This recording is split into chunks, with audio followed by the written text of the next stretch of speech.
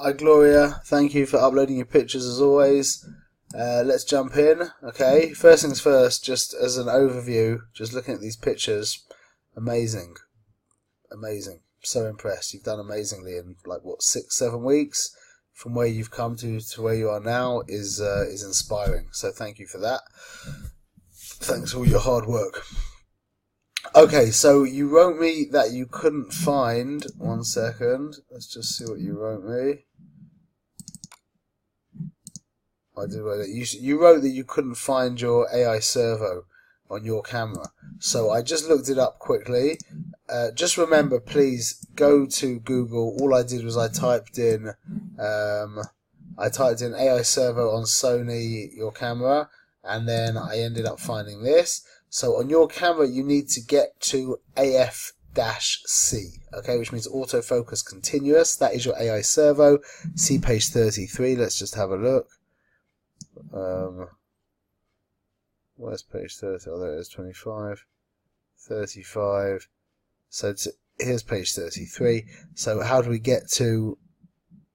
you can have a look here, okay? I will send you... Oh, you'll find it yourself.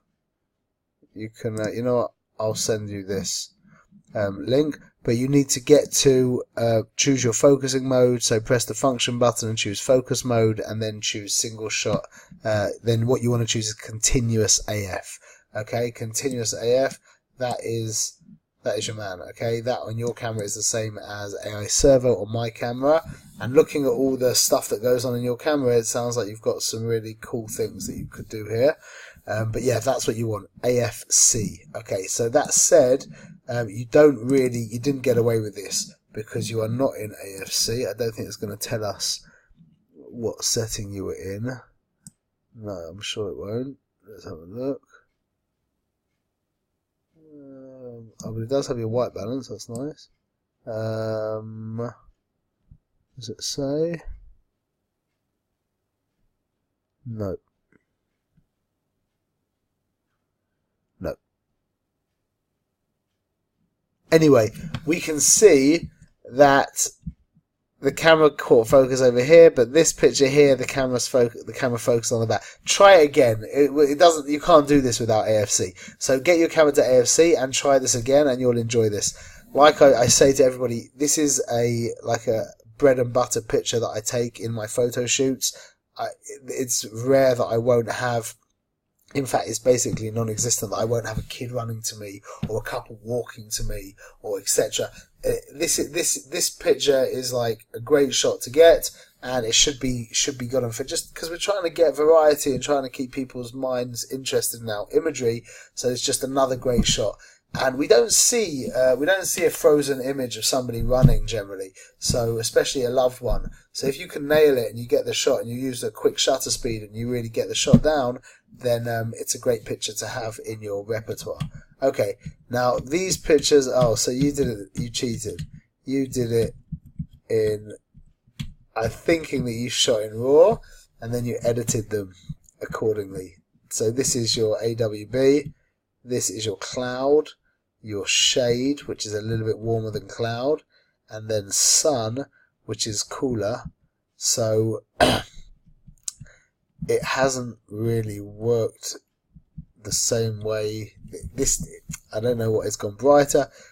This wasn't really the way of doing it, I suppose. I meant for it to really be done in camera, to shoot one with AWB, one with sun, one with shade, etc. To do it, to take the picture and then to change it in post, it will give you the same idea. Basically, in short, let's just have a look. AWB performed quite well here. Your cloud and shade did not work, but that's more, I think, to do with the exposure. And then sun, again, also looks okay, but again, the exposure is too dark here. So the rule is, like we learned, sun is default. If the image is too cool, which is quite common, then you go to cloud. If it's really cool, which is less common, then you go to shade, but cloud is generally enough. And then if it's too warm, which is less regular, then you go to AWB. Okay, try it again with your camera. It could be that those rules don't hold absolutely true to your camera, so try it again. And when you see the image getting too cool, go into cloud. When you see the image getting too warm, go to AWB. Stay in sun in general. If you feel that that isn't right and it's not working with your camera, it doesn't look right, then experiment again. But you're not going to have to move too much around those variables. But experiment yourself. Okay. So no need for RAW. I mean, this is a gorgeous picture as it is. Just a beautiful picture. But you're right. There is no need for RAW here. The reason why. Maybe somebody could say that you would want a little bit more detail on her t-shirt, but I don't think you do. Beautiful face, lit perfectly here. We've got no extreme highlight area and no extreme dark area. Everything is in the middle range. Really beautiful. Excellent. What about the stats? Perfect. Perfect. I think with this image I would just pull it a little bit further. Look, you can't really crop it, but in Photoshop I'll just show you, just to show you what the that we could add a little bit. I think compositionally would be just to 1 second. Choose my crop tool. Just pull this out a little drop. See, to get her on the third. Now all I need to do here, and this really should be done in camera. I just wanted to show you compositionally how this would add. Oh. Okay. Just to look at the difference. Do you see? So the rule of thirds, everything out here is great. Just a little bit more tight on the rule of thirds would really add a bit to the picture, but everything else is perfect, especially the stats, which is the hardest bit to get in. Perfect, absolutely excellent. This is great photography. Okay, and this image is from your photo shoot, which is gorgeous, but we'll look at that in a second. 1 second, let's put that here.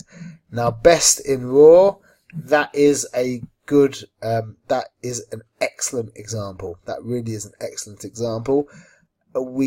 Best would be to come around a little bit. You see how he's a little bit underexposed and the background is a little bit overexposed, so that would be the perfect, this really is the perfect example. I think this is in all the examples that people have sent in, this is the best example of a shot that should be shot in RAW. Excellent, because in RAW we would be able to darken the background and we'd be able to lighten the subject, which means we'll be able to get a more powerful exposure, it will be less washed out. We could get some really bright colours in the background comparable to this kind of thing here. Okay, great.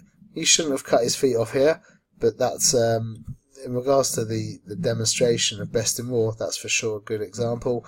Just like I said, just keep him completely isolated from the edge of the canvas. He should be surrounded by empty space.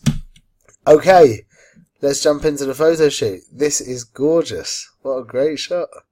What a great shot. I can't see what's in the background. Stats wise, is that good, perfect, or not so good? Perfect. Like I always say, I always talk about using 200 ISO, but when you're using a 4,000th of a second, there's absolutely no need to be at 200 ISO whatsoever. In fact, that would be a mistake, because if you're at 200 ISO, you'd be at 8,000 ISO, and then you've maxed out one of your variables. You don't want to do that. But this is a great shot. This really is a great shot. We've got a very the colours in the background are really bringing out the skin tones. He pops out.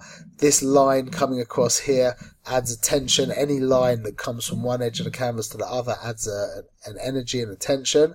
And him holding on to it, just cheeky little face popping out from underneath. This is great. The colours are great. The composition is great. We've got this interesting composition, something like that, but at the same time we also have something like that. Comes out to be a nice shape. So that's just a great shot. Maybe I would crop a teeny little bit off the top. Maybe. I think I'd probably do that.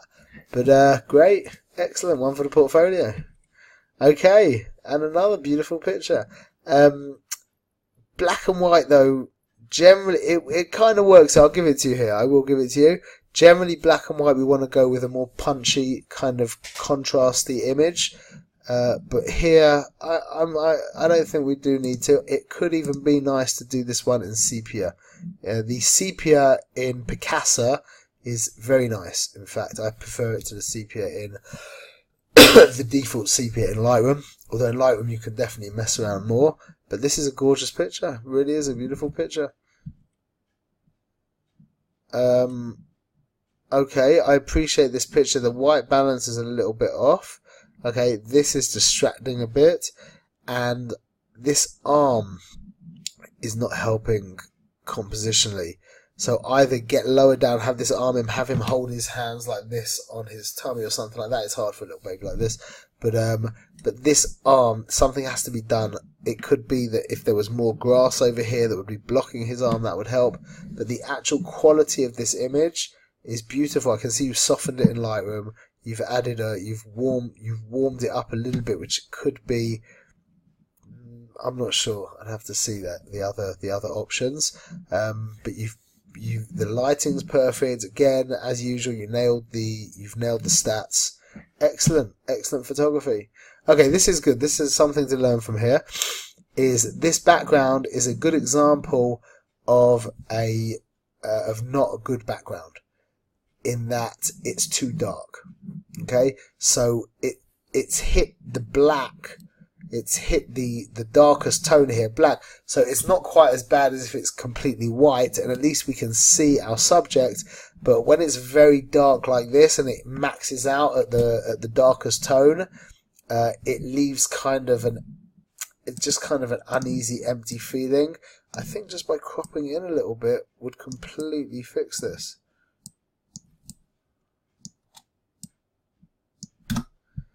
Excellent. I'm so impressed. I'm really so impressed. That was all it needed. It was just a bit too much black. Cropping it in. We've got enough colour over here to mean that it doesn't really make a difference. Excellent picture. Again, another cute picture. I suppose the only thing I would say here is just get a little bit lower down. But you've really nailed natural light photography. This is great. I would also probably put her on the grass. I would be thinking graphically. I could imagine she probably didn't want to go on the grass though.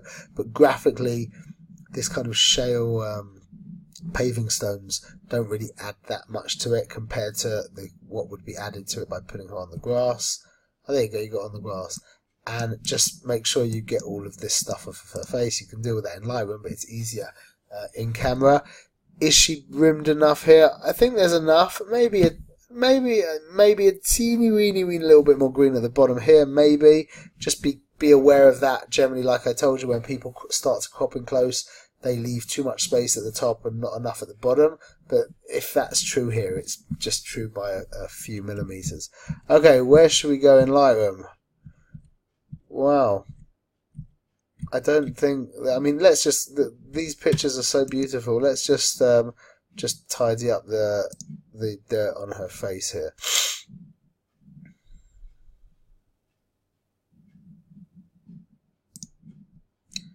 There we go. 1 second.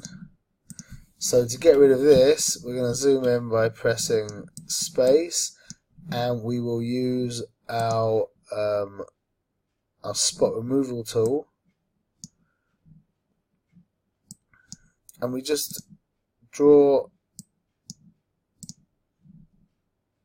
a dot over there, and it will sample a different place. We can move that around if we want. Obviously not over here, but generally it's very good. It's a great tool. Now we can go to our paintbrush tool, and we're just going to soften this area out. I've actually got a softened skin, which basically just puts the clarity down. It's a little too much, I think. But there we go. And I think we're going to raise up the exposure a teeny bit.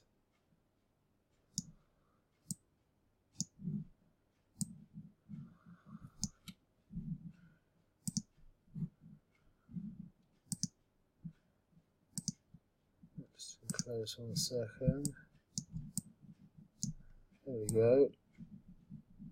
It would definitely be easier to do this in Photoshop. The skin softening tool here is not, I don't think it works particularly well.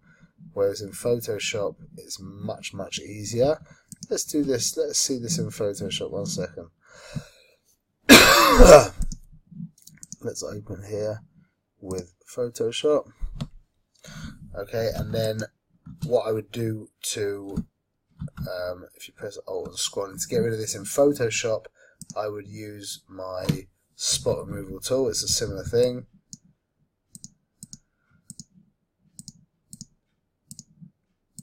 Okay, and then in regards to softening skin in Photoshop, what I do is like this. I will go to my layers, I will create a new layer. Actually, I'll create a new layer like this. Get rid of that. I'm going to create a layer mask. Okay, I am now going to, with my Gaussian blur, I need to do this on the actual layer. With my Gaussian blur, I'm going to go to, that's much too much. So I'm going to go to a place where the skin starts to look soft, which is around here. Okay, now I'm going to convert that to black, which means you can't see it now. This is a little bit advanced, but you'll understand this at some point. Now I'm going to, now when I paint with white, the mask is going to see through, so I'm just going to I'm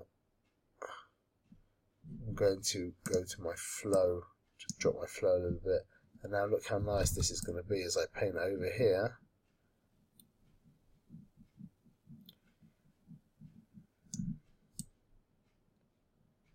You see, I'm going to keep the main areas of where there are lines and things like that, so that we don't lose the features. But you can see how easily we can just go through and soften all of the skin along here.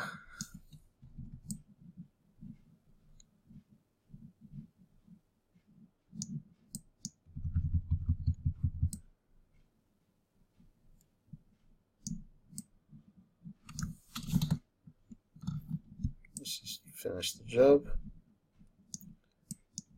Okay, zoom out. Just have a look at before and after.